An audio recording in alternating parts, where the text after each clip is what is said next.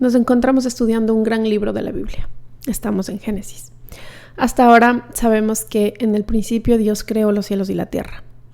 Este libro comienza con una gran toma panorámica de Dios trayendo la creación a la existencia y preparándola para la vida humana. Todo mediante su palabra. Esta semana la cámara se acercará y hará un primer plano de Adán y Eva, nuestros primeros padres. Después de la de Jesús, esta es la historia de la Biblia más conocida de todos los tiempos. Conoceremos a nuestros primeros padres. Veremos del comienzo de la vida humana, de la historia, del sexo, del género y del matrimonio. Entrando en materia, posibles preguntas. ¿Adán y Eva son personajes históricos reales? ¿De verdad existieron? Dejaré que investigues tú solo.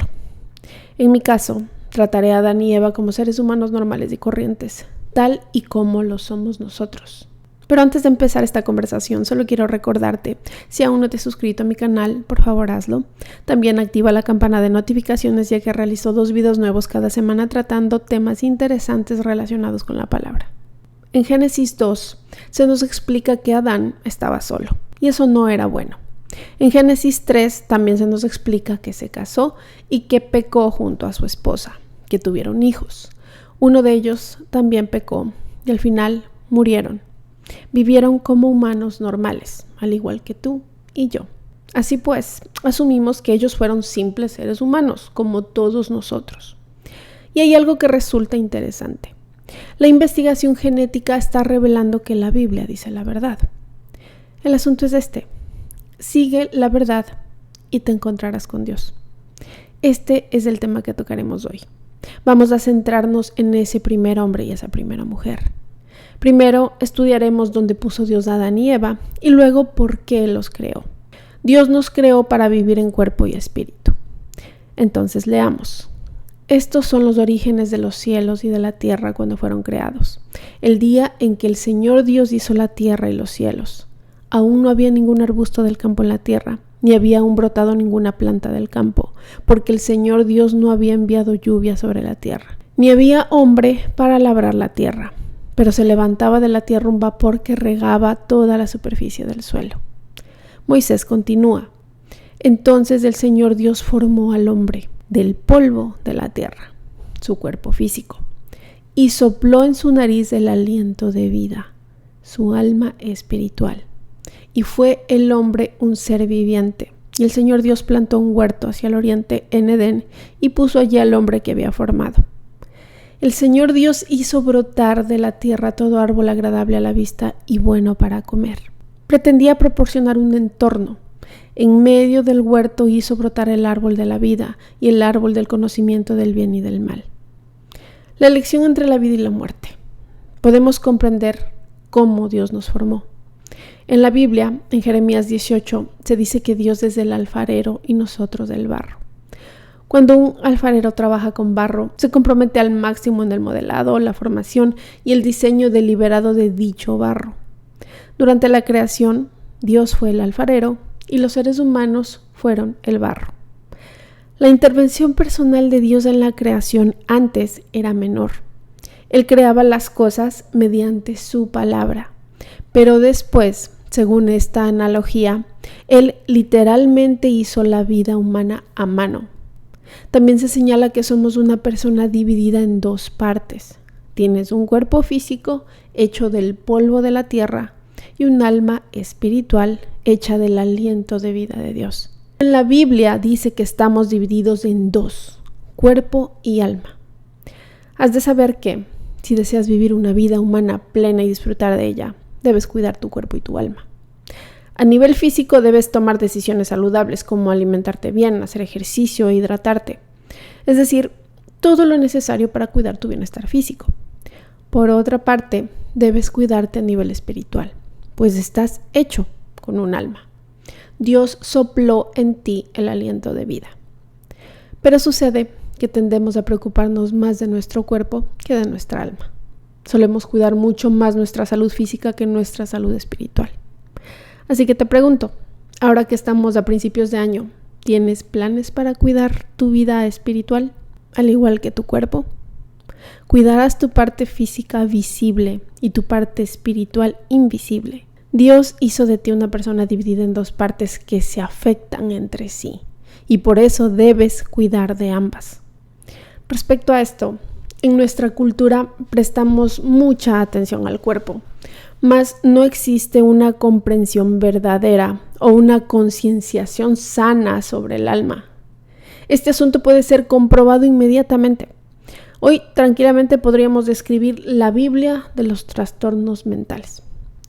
El ser humano hoy en día está lleno de dificultades mentales y emocionales, ¿cierto? Es curioso. La Biblia menciona nuestra alma al principio y más adelante, y cientos de veces. En cambio, muchos profesionales de la salud mental hoy en día mencionan nuestra alma. ¿Cuántas veces? Pues en 0 ocasiones.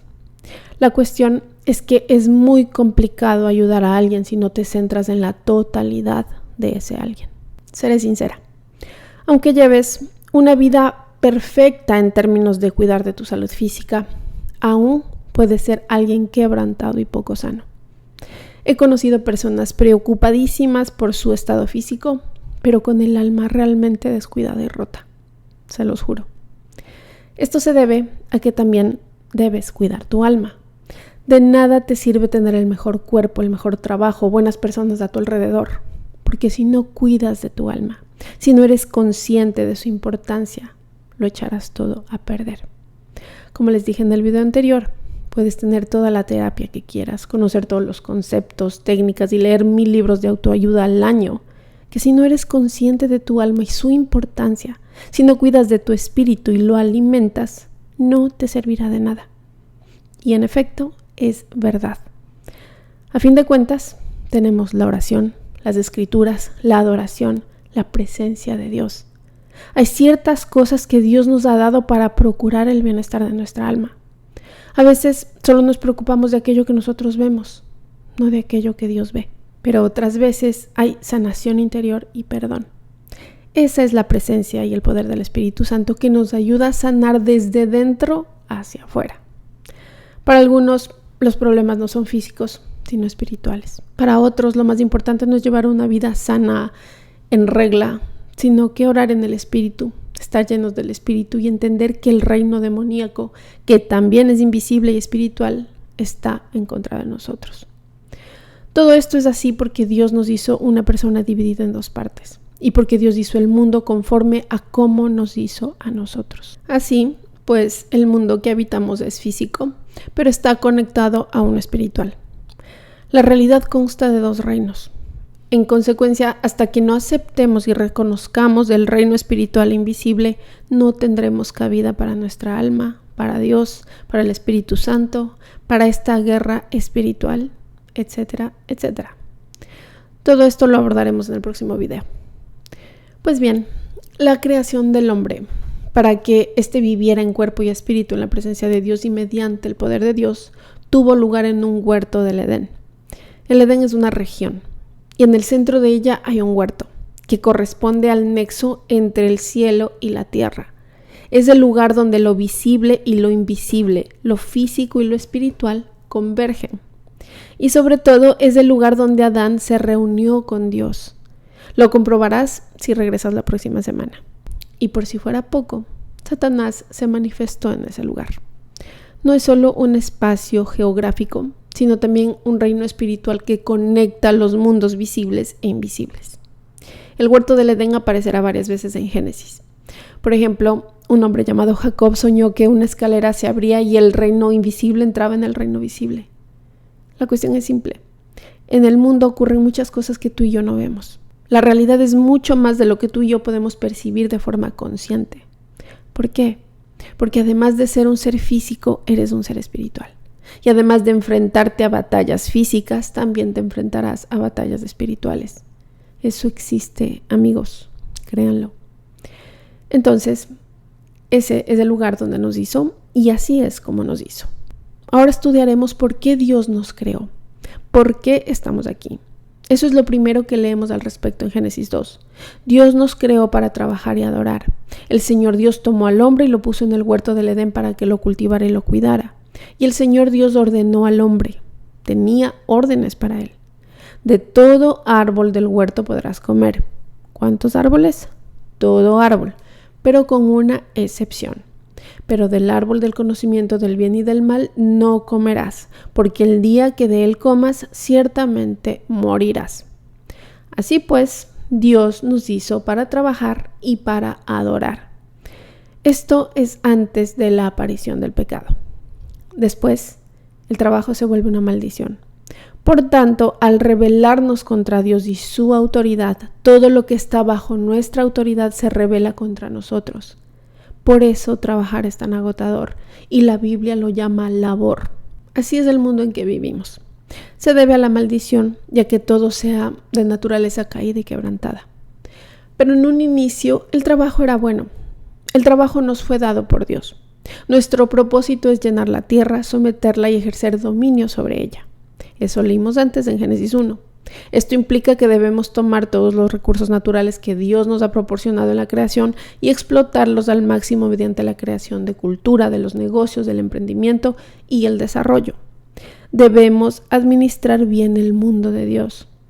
Su intención no es que lo abandonemos porque sí, sino que saquemos partido de todo su potencial para que haya vida y prosperidad humana. En este caso, Adán es como Jesús. Mientras anduvo por la tierra, Jesús fue perfecto y sigue siéndolo, pero pasó el 90% de su vida trabajando. Dios llegó a la tierra y se puso a trabajar. Eso significa que ir a trabajar es piadoso. A veces la gente es perezosa. No se puede ser perezoso y ser piadoso. Aquí, Adán es como Jesús. Está libre de pecado y va a trabajar. No importa qué trabajo tengas, es un trabajo que te ha dado el Señor. El objetivo es trabajar de todo corazón bajo el Señor, porque en parte para eso te hizo Dios, para trabajar y conseguir cosas. Por ello, oramos por toda nuestra cultura y nuestros gobiernos. Ya nadie está trabajando. Así de quebrantado está el mundo en que vivimos. Siguiente punto. Dios nos hizo para adorar. Dios colocó a Adán en un huerto, del mismo modo que un sacerdote vive en un templo. Si un templo es donde un sacerdote adora a Dios, pues el huerto es donde Adán adoraba a Dios. Una de las formas de adorar a Dios es obedeciéndolo. Dios habla y su palabra posee autoridad. Si obedecemos su palabra seremos bendecidos, pero si la desobedecemos seremos maldecidos. Lo más importante de nuestra vida es contar con la bendición de Dios. Y la única manera de recibir dicha bendición es mediante la obediencia. Y es porque Dios tiene un plan ya diseñado. Según hemos estudiado hasta ahora, Dios diseñó nuestro mundo, nuestro cuerpo, nuestro horario, nuestra dieta. También diseñará nuestro matrimonio y nuestra familia. Cuando Dios tiene un designio divino conforme al cual actuamos, todo funciona y somos bendecidos. Pero si lo desobedecemos, entonces nada funcionará y seremos maldecidos. Aun cuando pensemos que tenemos todo lo que queremos, que nos salimos con la nuestra, siempre habrá un vacío, siempre habrá un dolor muy dentro de ti. Esa es la falta de Dios, la desobediencia de Dios. Todo este asunto referente a obedecer a Dios es decisivo. Para ser sincera, una de las razones por las que nos cuesta obedecer a Dios es que no confiamos del todo en que Él es bueno y que quiere lo mejor para nosotros. Ciertamente es difícil obedecer a alguien que crees que está en tu contra. Si crees que alguien no se preocupa por ti, que te está utilizando, que no te ama y que lo único que quiere es que lo adores y que no busca lo mejor para ti, ¿por qué te someterías a esa persona y lo obedecerías? Pues bien, detrás de la ley de Dios está el corazón de Dios.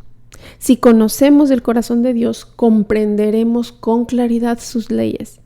La Biblia dice que Dios es un Padre amoroso. Cualquier buen padre establece normas, órdenes e instrucciones para su hijo.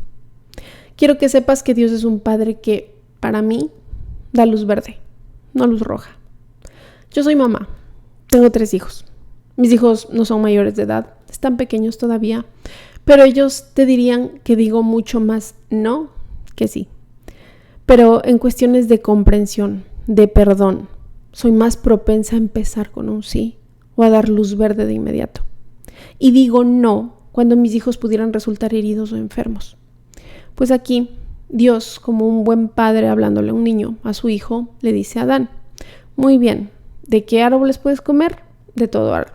le dio luz verde. Pero hay una excepción, un árbol del que no puedes comer. Hay árboles que dan vida. Por ejemplo, el árbol de la vida. Pero también está el árbol del conocimiento del bien y del mal.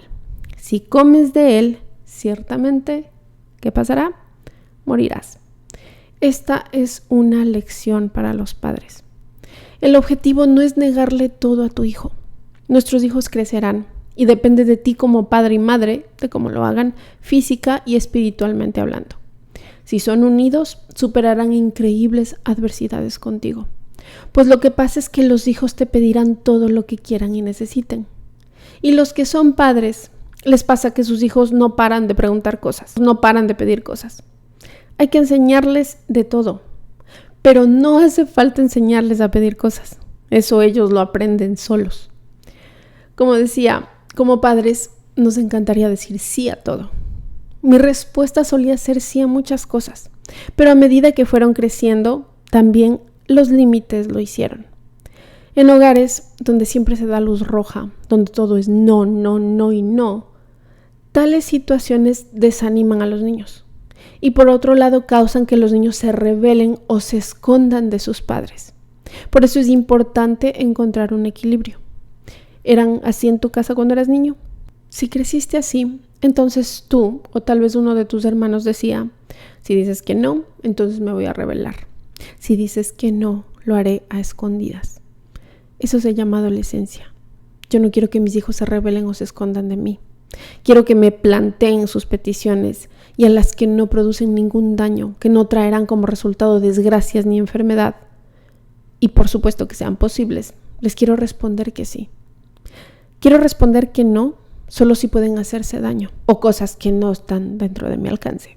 Por ejemplo, si le pregunto a mi hija, ¿qué quieres hacer en las vacaciones? Y me diga, quiero ir a Alaska, quiero que alquiles un hidroavión luego de que me compres un anillo de diamantes y quiero aterrizar en un glaciar. Por último, quiero dar una voltereta en ese glaciar contigo y con mi anillo.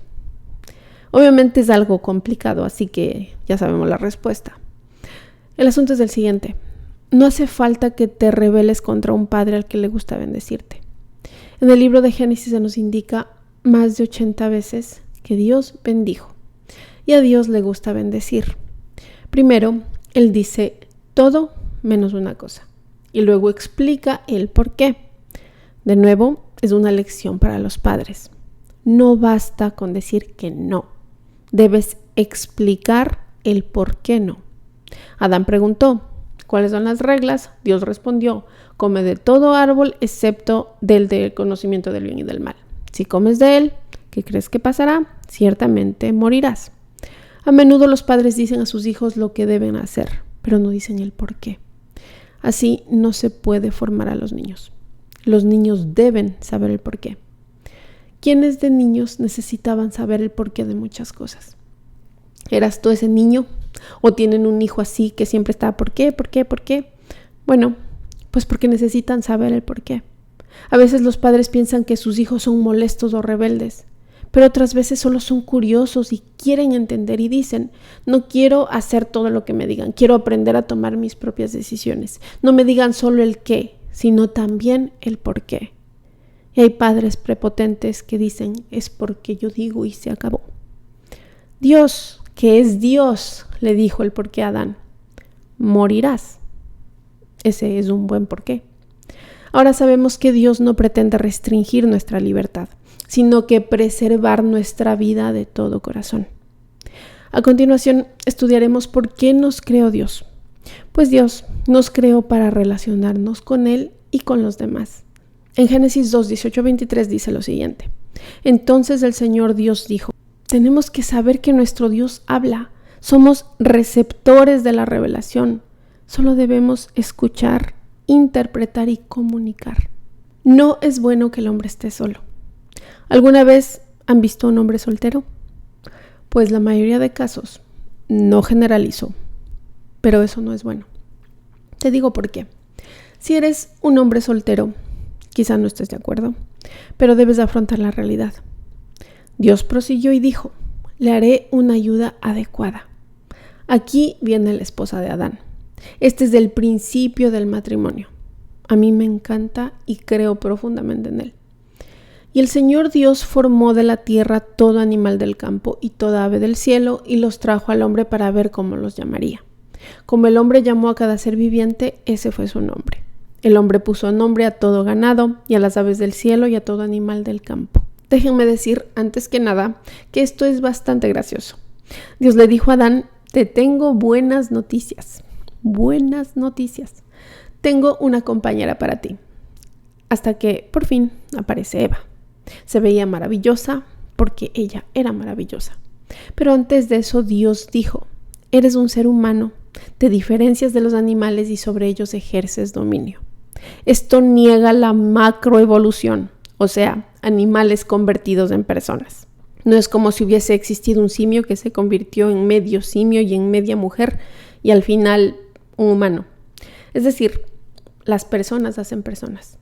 Un simio no hace personas. ¿Me entienden? Cada uno creado según su propia especie y categoría.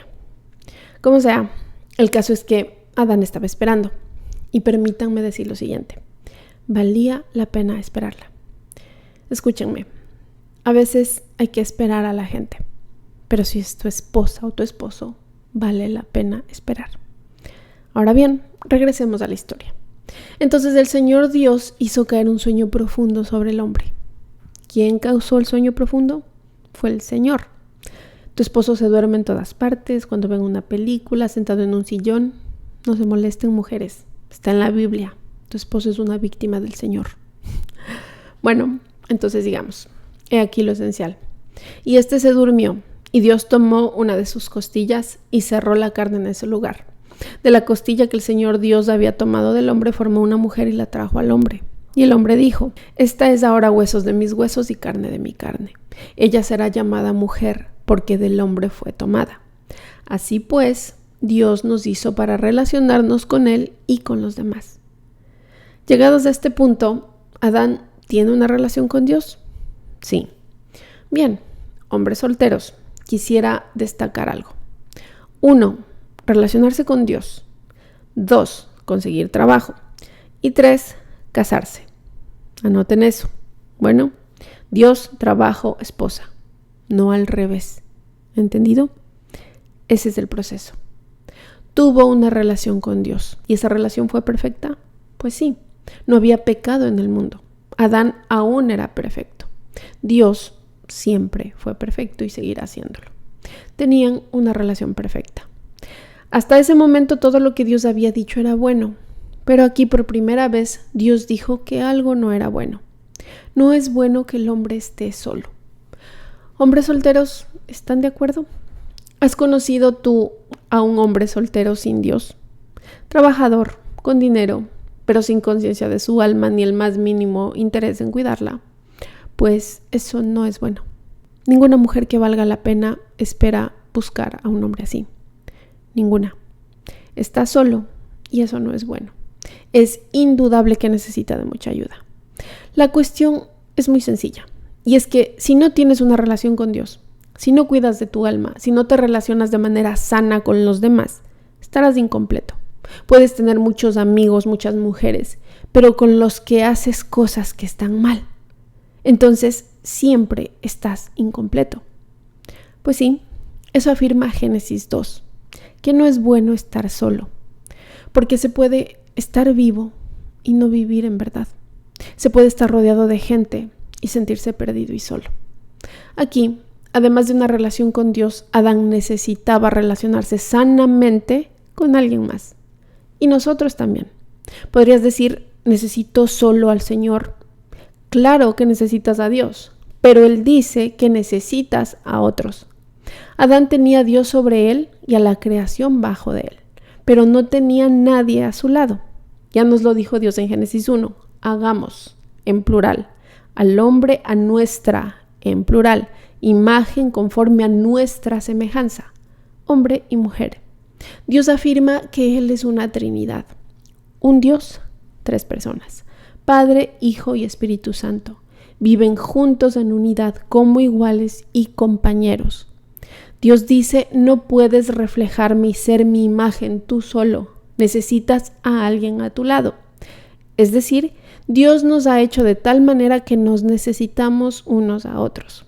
Por eso la vida debe ser vivida. Por eso la gente debe reunirse. No es bueno estar solos. Y entonces, después de crear a Adán, Dios creó a Eva.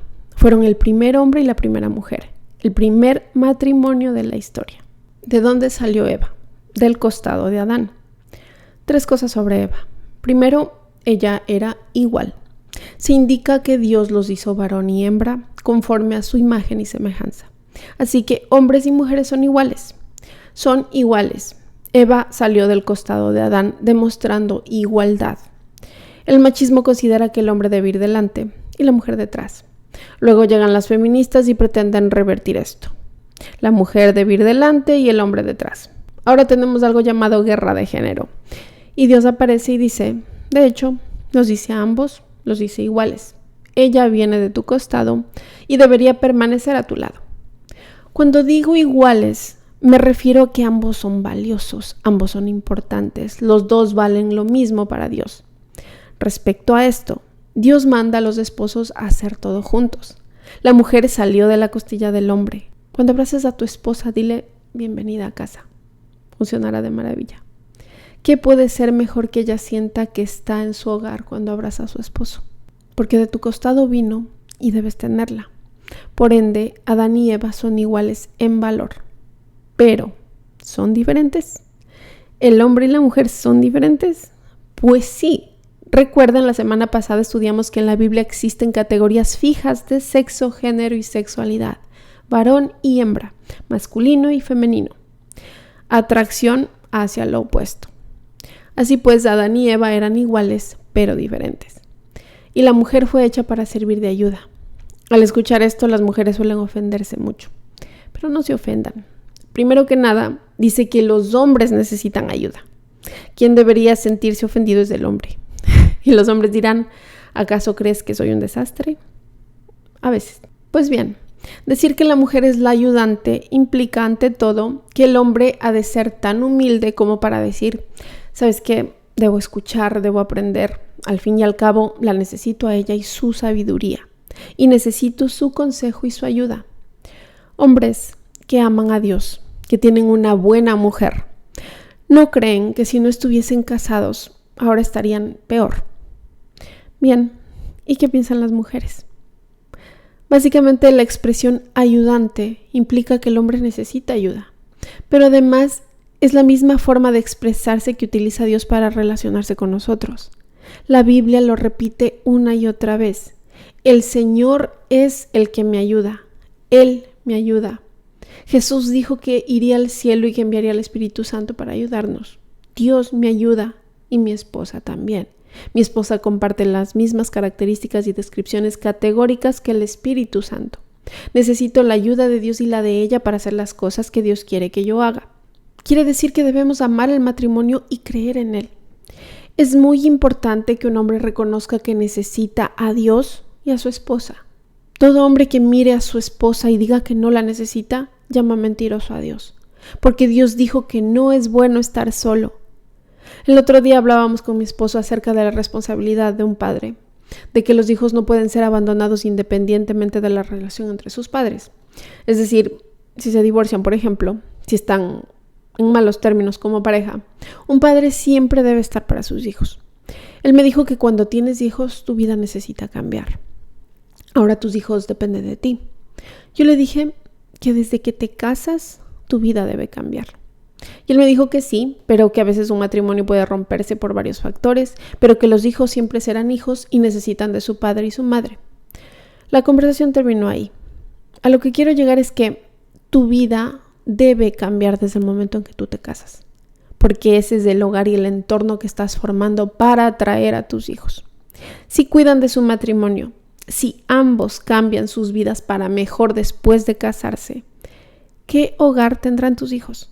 Si te casas pensando que un día se va a acabar o que piensas que solo cuando tengas hijos debes cambiar, entonces ya empezaste perdiendo. Tu matrimonio va a tener muchos bajones.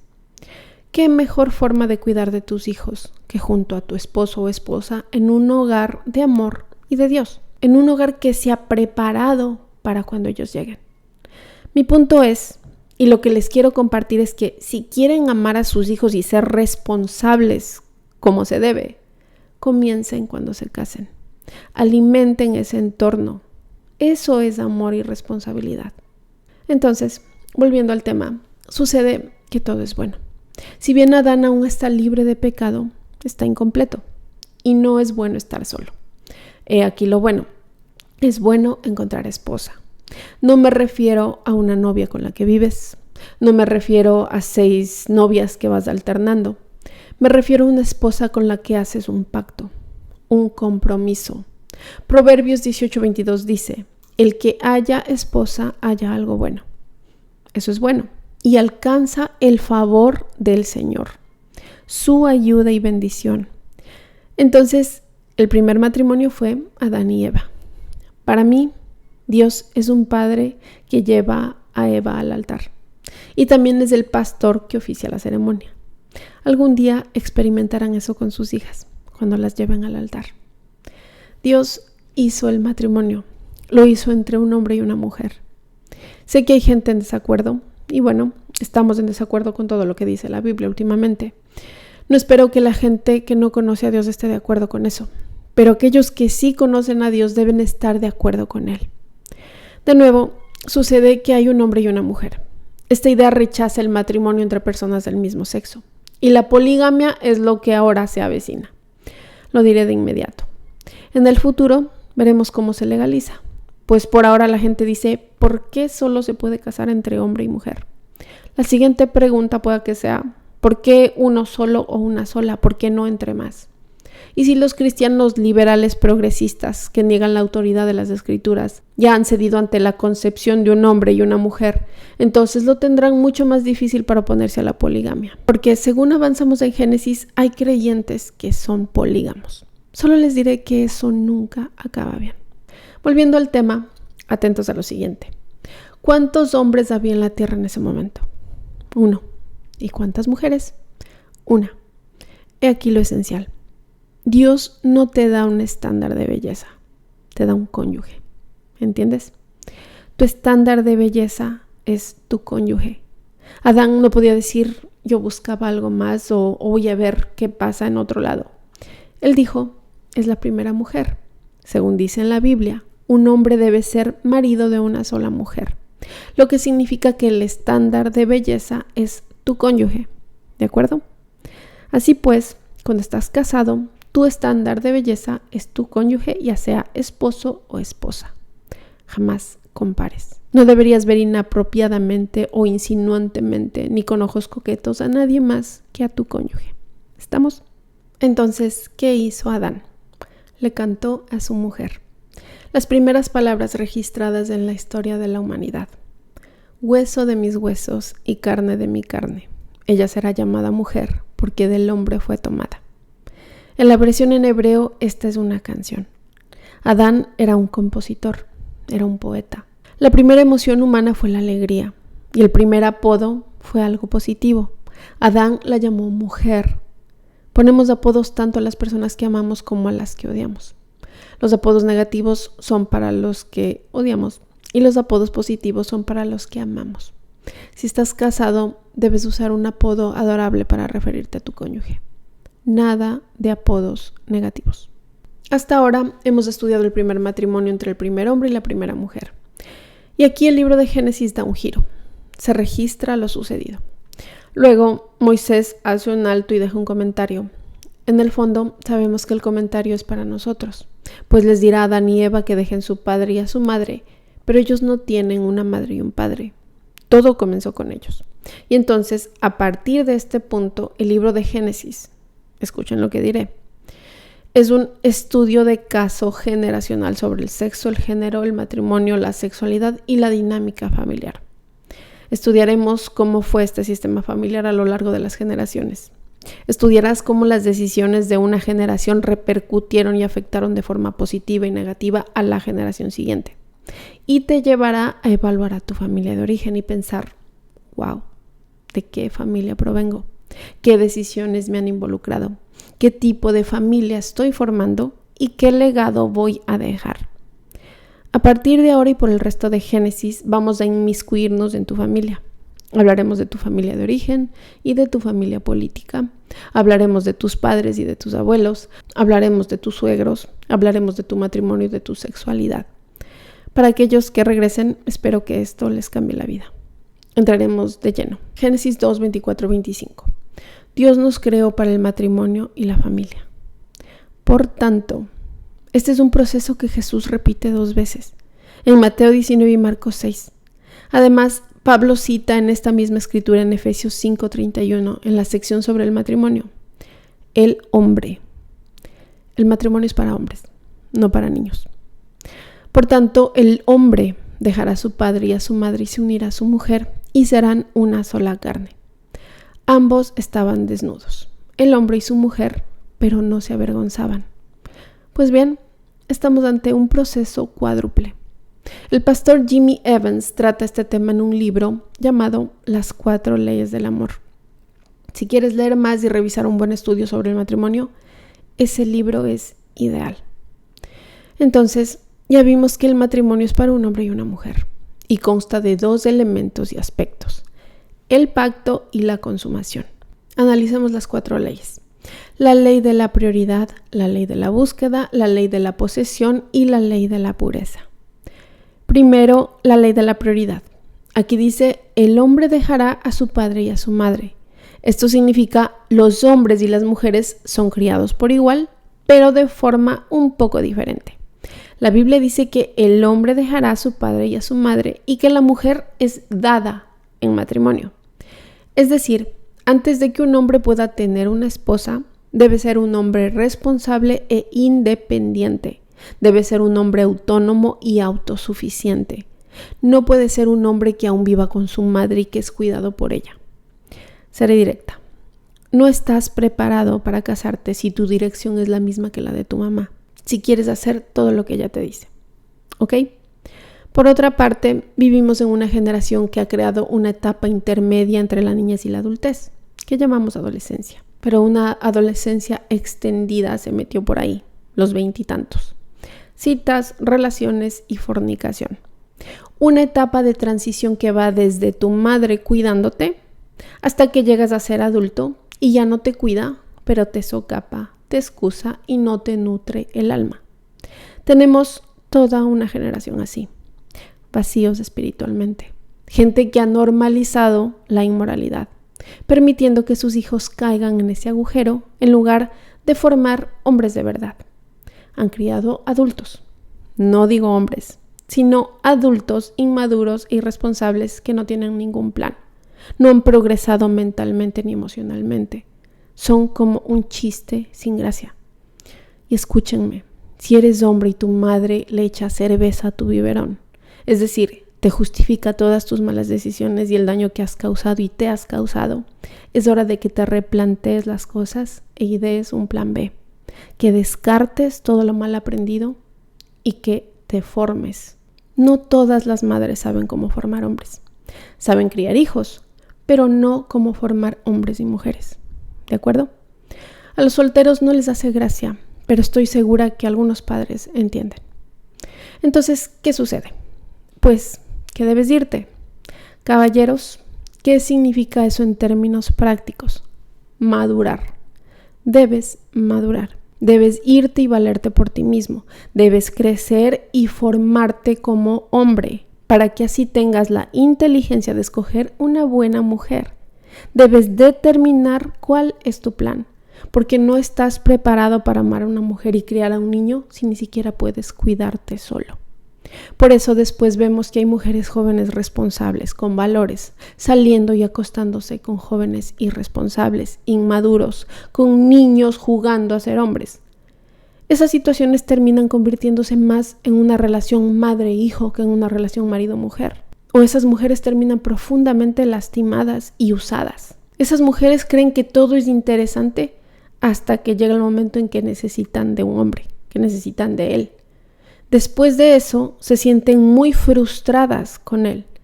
Y es que ese joven no es más que un niño. Lo que ella de verdad necesita es un hombre. Hasta esto hemos llegado. Hemos quebrantado el género el matrimonio y la familia, y hemos destrozado por completo a los hombres jóvenes. Si tu madre te pregunta, ¿has conseguido trabajo? O por ejemplo, ¿te multaron por conducir ebrio? ¿Ya pagaste la multa? ¿Ya arreglaste esto o aquello? Entonces no eres un hombre adulto, solo eres un niño que sabe afeitarse. Dicho todo esto, el objetivo de un hombre es dejar a su madre y a su padre y unirse a una mujer en matrimonio, que implica lo siguiente: el hombre debe tomar la iniciativa. A muchos hombres no les gusta hacer esto. Muchos no quieren ser rechazados. Pero eres un hombre. Es normal que te rechacen alguna vez. Si una mujer no te rechaza, entonces no es que sea muy difícil conseguirla. Y si hay una que te rechaza, que te cuesta, que te obliga a poner los pies en la tierra, que te hace cuestionarte y que te hace convertirte en hombre, pues esa será tu esposa. Y para encontrarla debes dejar a todas las que no te rechazaron. Asimismo, un buen hombre no tiene como razón de vivir el conseguir mujeres. Un hombre de verdad sabe reconocer a quién vale su tiempo y lo dedica a ella. Y no solo llega a conocer a la mujer, sino también a su familia y amigos.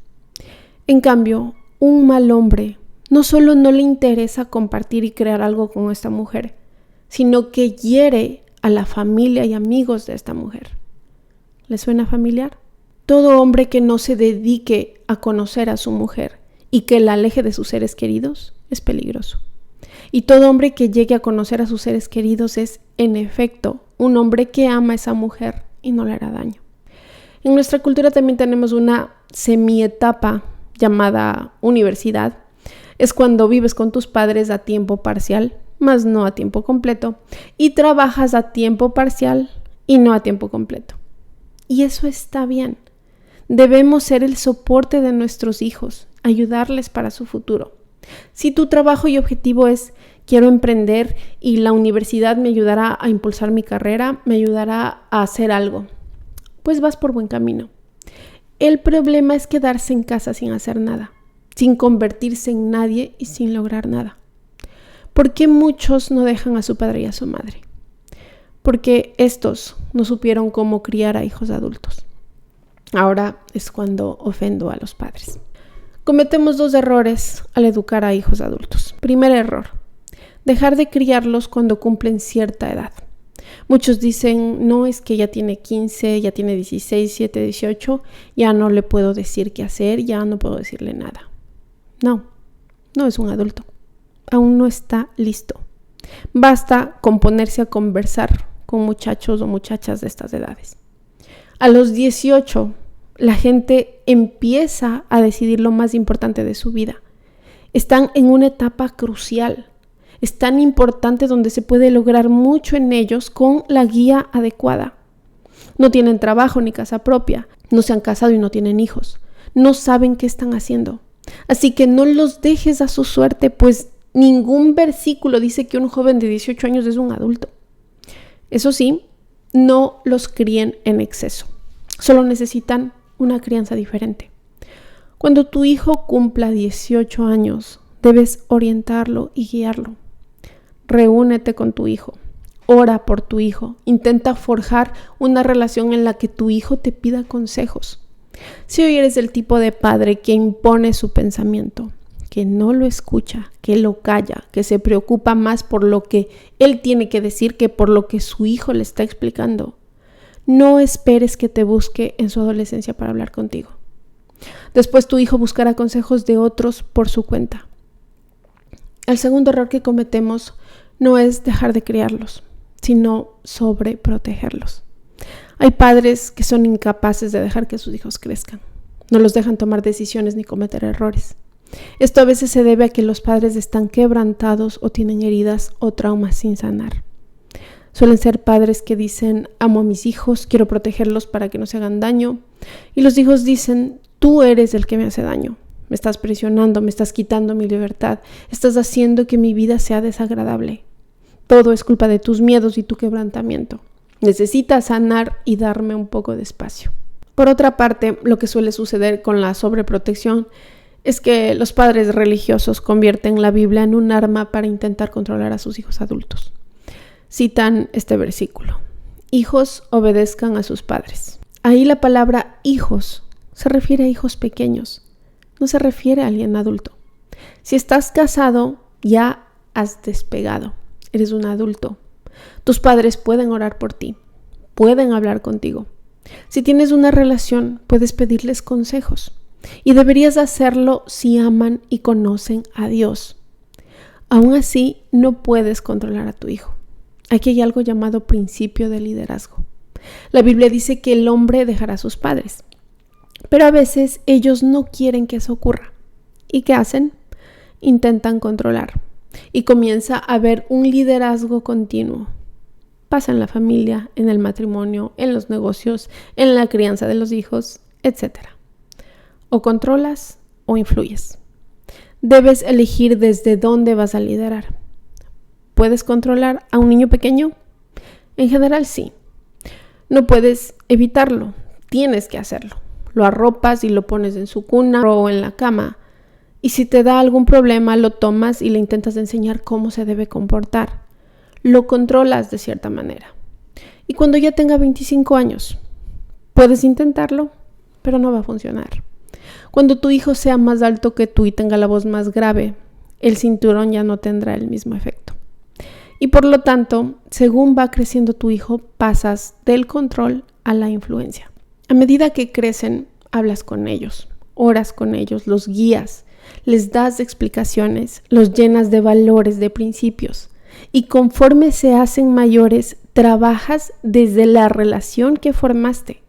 Pues el asunto es, ¿necesitas tener una relación con alguien para controlarlo?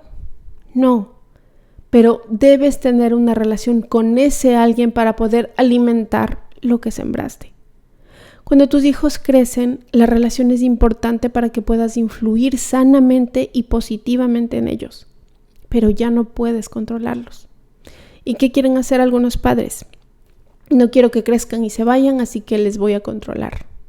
Miedo, culpa, manipulación, presión familiar. La marioneta está lista. Si te vas a vivir donde te digo, te voy a ayudar de cierta forma. Si tomas las decisiones que sabes que me harán feliz, te sentirás muy bien porque así me estarás demostrando que soy importante en tu vida. Algunas familias se sentirán identificadas. Como padres, lo mejor que pueden hacer no es controlar a sus hijos, sino que enseñarles a escuchar y seguir la dirección de Dios. Así pues, en el proceso de criar a sus hijos adultos, a los padres les suele costar dejar que sus hijos se impulsen. Pero padres, nuestros hijos se quedan con 3 opciones: una relación sana, una relación mal sana o ninguna relación.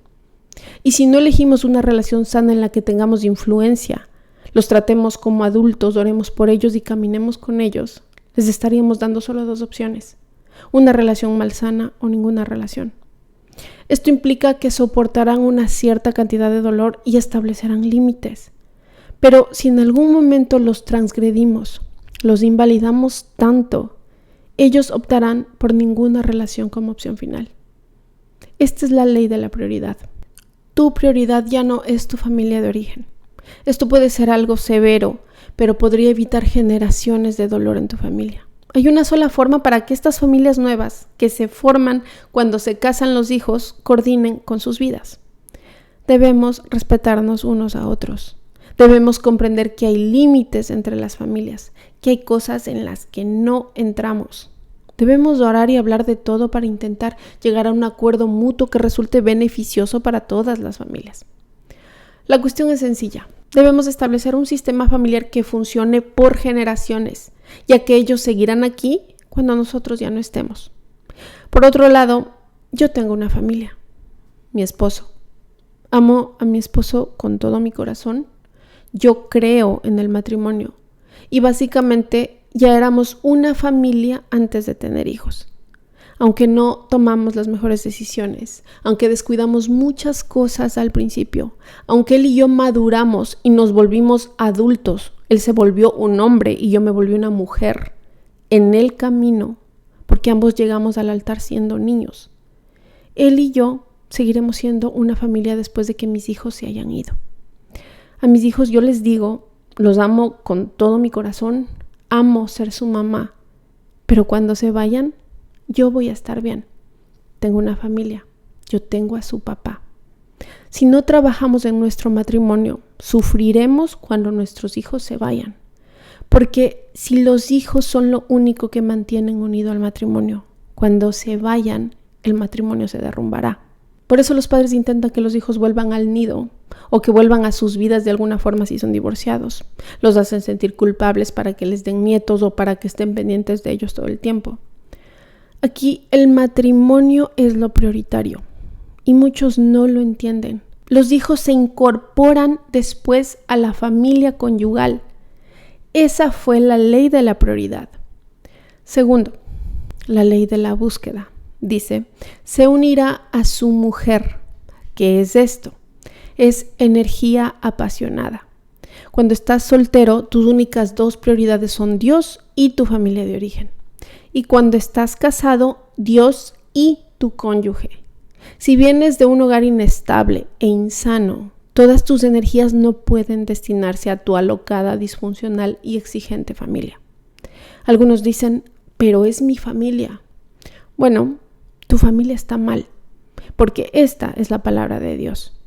Es el plan perfecto que Dios ha diseñado para el matrimonio y la familia. Y otros dicen, así no es nuestra cultura. Pues entonces tu cultura está mal. Existen ciertas culturas que pretenden invalidar las escrituras con sus tradiciones.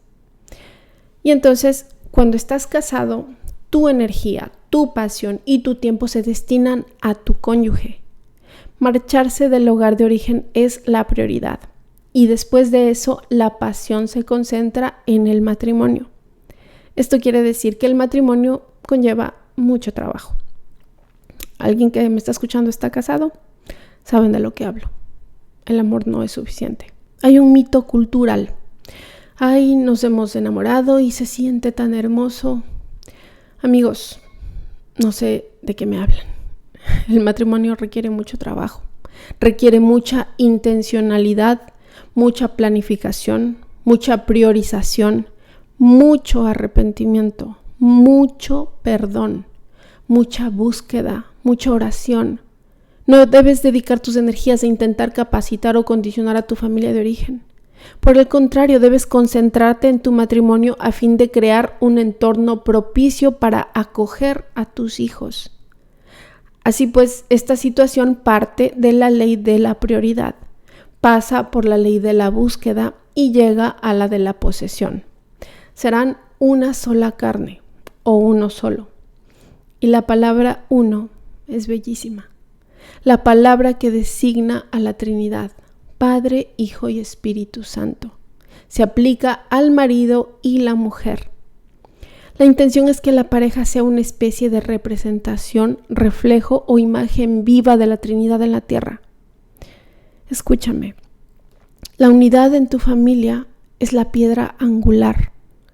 Los niños contarán con un entorno seguro para encarar su futuro y resistir todo aquello que les toque vivir. Por eso es que ser un padre o madre responsable no se encierra solo en estar ahí para ellos pase lo que pase con el cónyuge. Significa ser una sola carne, una sola cama, un solo Dios, una sola autoridad. Se trata de unidad. El objetivo es que diseñes tu vida de tal forma que no sean dos personas, sino dos convertidas en una sola y que no haya dominancia. Ahora bien, el problema en el matrimonio no es la personalidad fuerte, sino la independencia. ¿Tengo una personalidad fuerte? Sí, la tengo, pero deberían conocer a mi esposo. ¿Qué personalidad más fuerte? Criamos a nuestros hijos así. Dos personalidades fuertes, dos personas fuertes con la misma meta. Pero ¿qué pasa con dos personas fuertes con diferentes metas? Eso es agobiante, por lo tanto agobiarán a sus hijos. El objetivo es la unidad, vivir una vida juntos, hacer cosas juntos y construir una vida como uno solo. Y lo último es la ley de la pureza.